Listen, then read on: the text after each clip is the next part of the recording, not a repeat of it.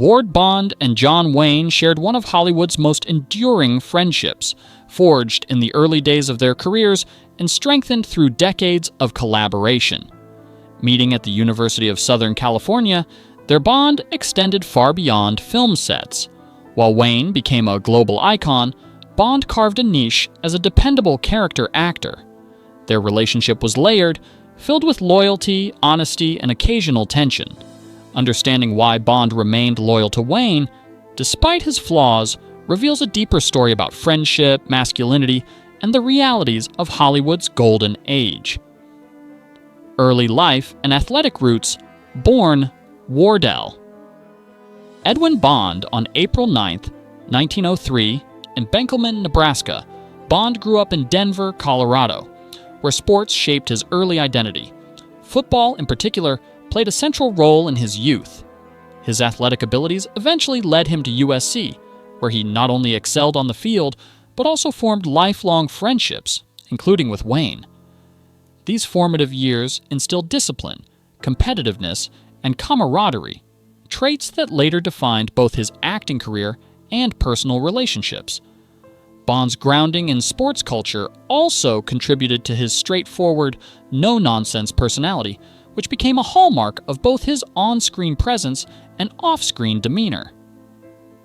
Entry into Hollywood, Bond's transition into acting came almost by accident when he participated in a screen test for the 1929 film Salute, directed by John Ford.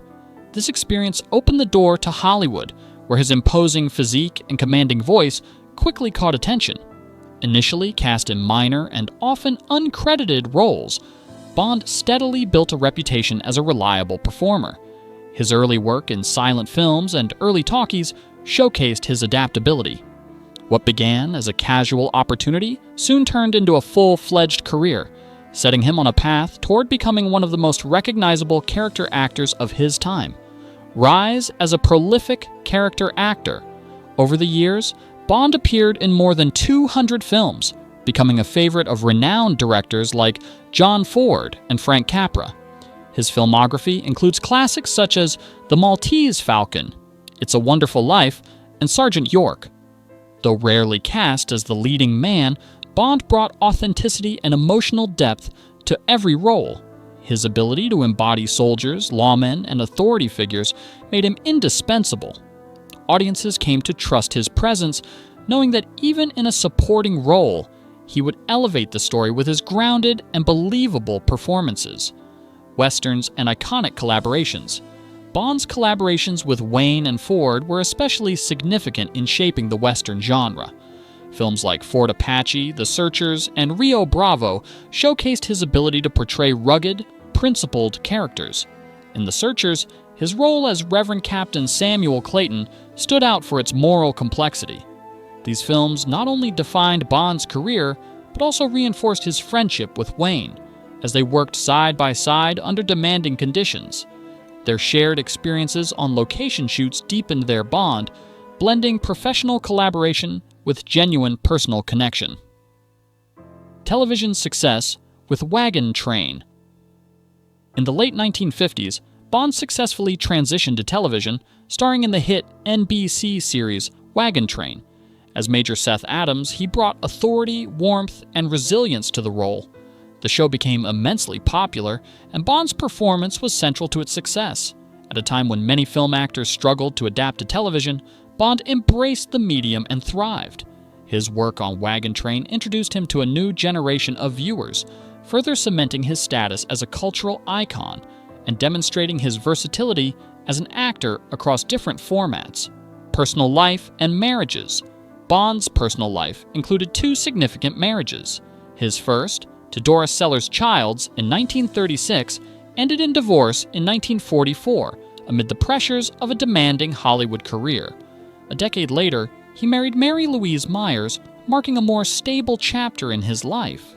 This second marriage coincided with his television success and provided him with companionship during his busiest years.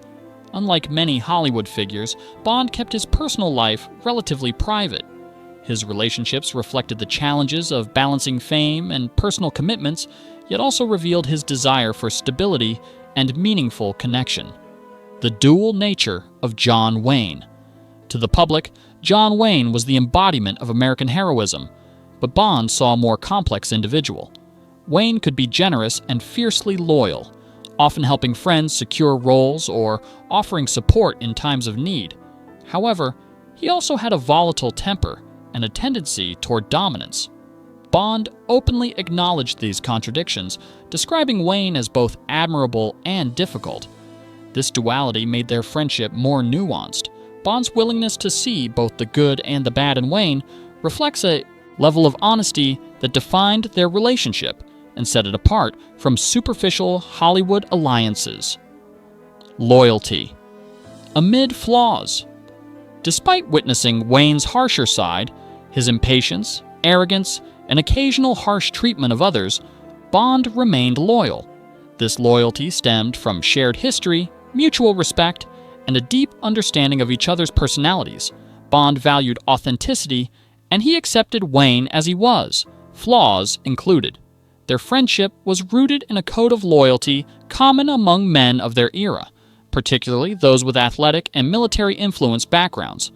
Bond's famous remark that Wayne was the biggest jerk I ever loved encapsulates this dynamic, highlighting a bond that endured not because of perfection, but because of acceptance. Final years and sudden passing.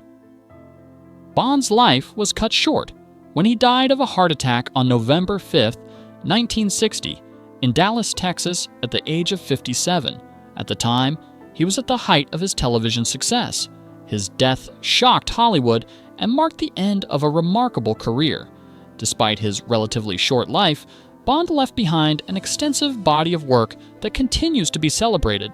His passing also underscored the strength of his relationships, particularly with Wayne, who mourned the loss of a lifelong friend and collaborator.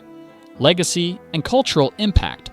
Bond's contributions to film and television earned him lasting recognition, including a star on the Hollywood Walk of Fame. He was posthumously inducted into the National Cowboy and Western Heritage Museum's Western Performers Hall of Fame in 2001. His work helped define the archetype of the American cowboy and the dependable supporting character. Beyond his filmography, Bond's legacy lies in his authenticity, work ethic, and enduring friendships. He remains a symbol of Hollywood's golden age and the values it often portrayed on screen. Conclusion: friendship in full complexity. The friendship between Ward Bond and John Wayne endures as a testament to the complexity of human relationships. Bond's ability to remain close to Wayne, despite recognizing his flaws, speaks to a deeper understanding of loyalty and acceptance. Their bond was not based on idealized perceptions, but on shared experiences, honesty, and mutual respect. In an industry often defined by superficial connections, their relationship stood out for its authenticity. Ultimately, Bond's perspective reminds us that true friendship is not about ignoring imperfections, but about embracing them while valuing the person as a whole.